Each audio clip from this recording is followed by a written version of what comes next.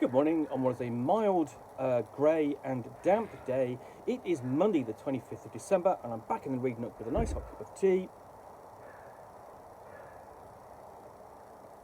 and a parcel to continue unboxing. And what I've got next is this, the Adventurers Almanac by Michael Curtis. An entire year's worth of adventure awaits you inside the book, complete with magical items, interesting personalities, strange festivals, and dangerous sights to explore. System neutral for any fantasy campaign. This is published by Goodman Games and set a date for adventure with the Adventurers Almanac. An entire year's worth of adventure awaits you inside. It includes a fantastical calendar to bring structure to your game seasons, loaded with more than 300 adventure seeds and a complete astrological system that gives characters personality traits, interesting benefits, and troublesome advantages to contend with. Don't let time run out in your campaign. Get the Adventurers Almanac today. So, I'll open up.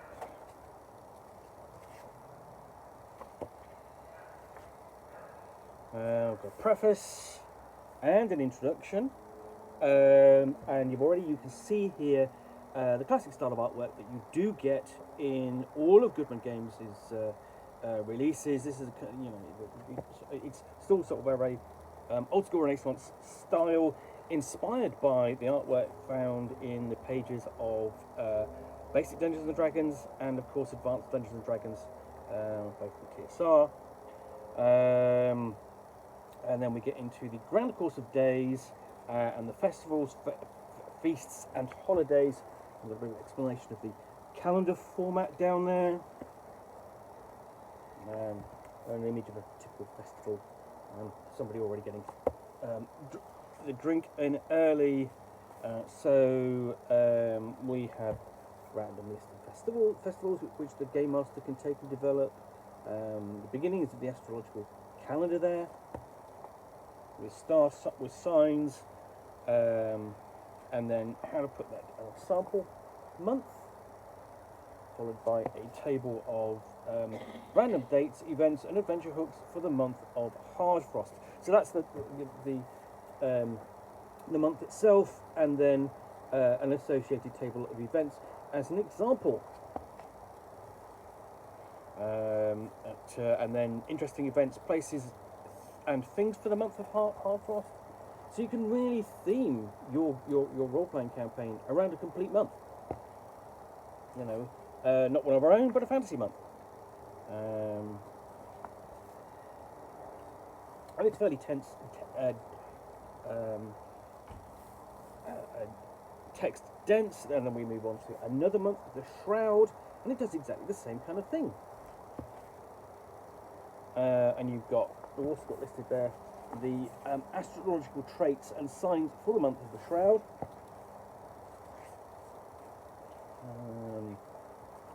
And table of events, and so people, places, things, etc. That can take place during this month. So this is essentially, this is a complete calendar for your fantasy game that you could easily integrate and build a campaign sort of around. We have the enigmatic effects of wizardly death during the month of Shroud. And then we go on to month of Galehome.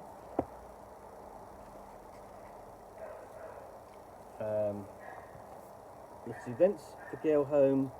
Again, nice piece of artwork there. And then we move on to the descriptions of the events themselves. These are all hooks and ideas that the Game Master can take and bring into her game for that period.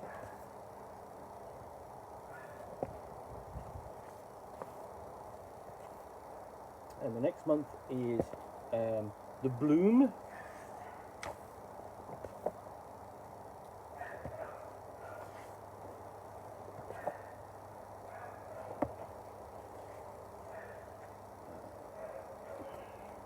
Then we have Drawblade.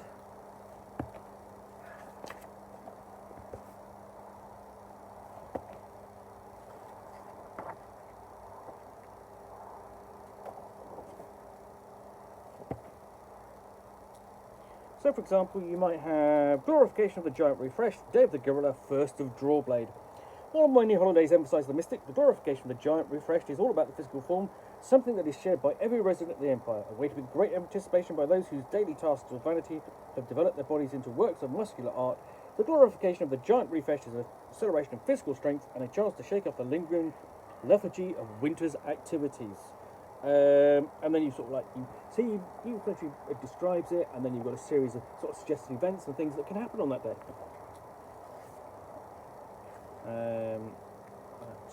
We have basically Wotempo, another ceremony, festival. Before we move on to the next month, Mage's Birth.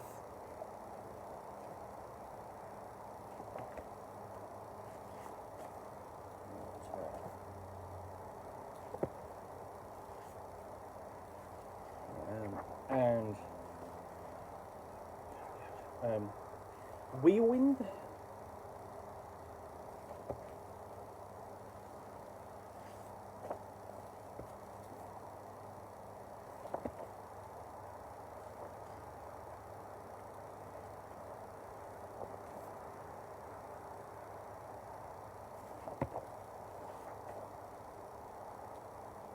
And then, for example, we've got an event there's Gobber's Flame, and then you've got a table of Gobber's Flame effects.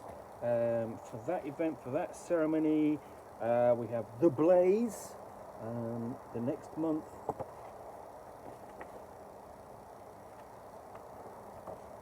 And its events.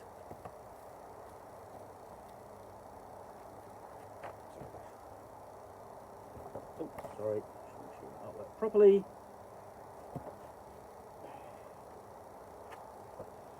And then Starfall.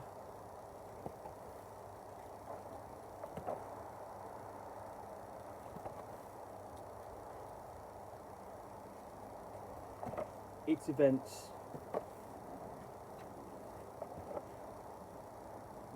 Now, this is not anything particularly outlandish and strange when it comes to role playing. You know, there are whole campaign settings, that have their own calendars. Glorantha does, for example. And move on to the Reap, and similarly, you'll have a calendar for Faerun, and Greyhawk, and other campaign settings. And then you think about something like Cyberpunk Red, or it's basically, those Cyberpunk role-playing games, it will have its own festivities and things slotted into the calendar which we recognise, but have been added to because of events in the future. The Shadowrun does that. So for Starfall, the month of Reap, we have say a moon event with a moon elixir table.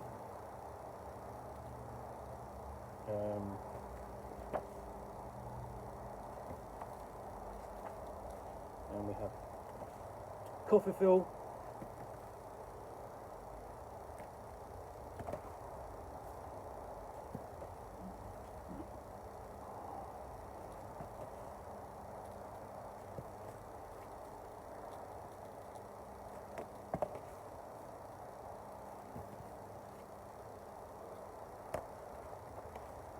The only thing to do with this is you don't have to apply it to your whole campaign.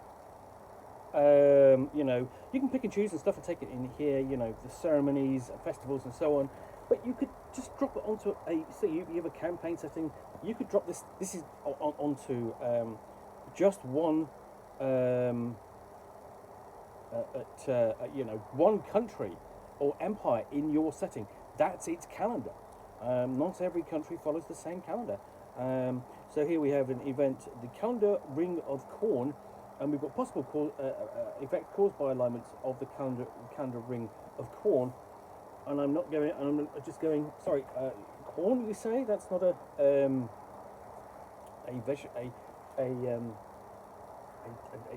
type of vegetarian food. It's going to be something else, of course, because corn is a type of vegetarian food. Then we move on to, we're getting towards the end of the year, we have the Rime, here we have snow and frost and so on.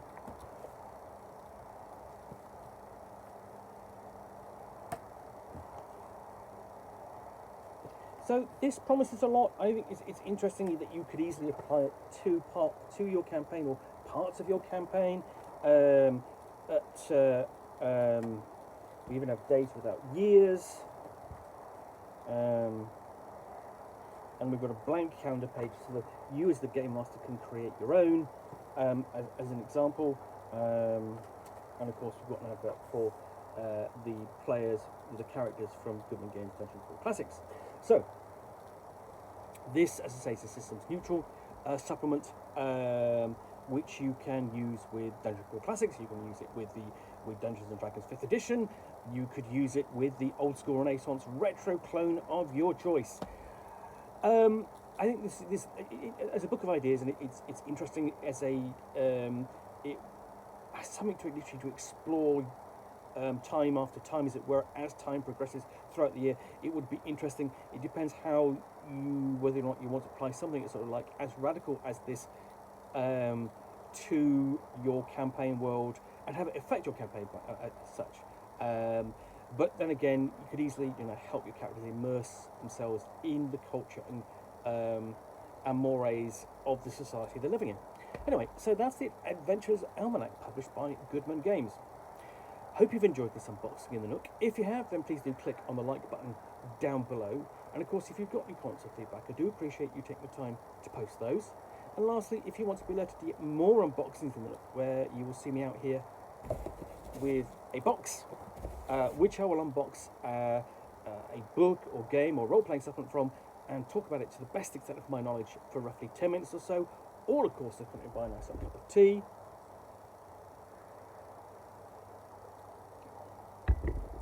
Then please do click on the subscribe button down below. Thanks again for watching another unboxing in the Nook. Be back again soon with another one. Bye for now.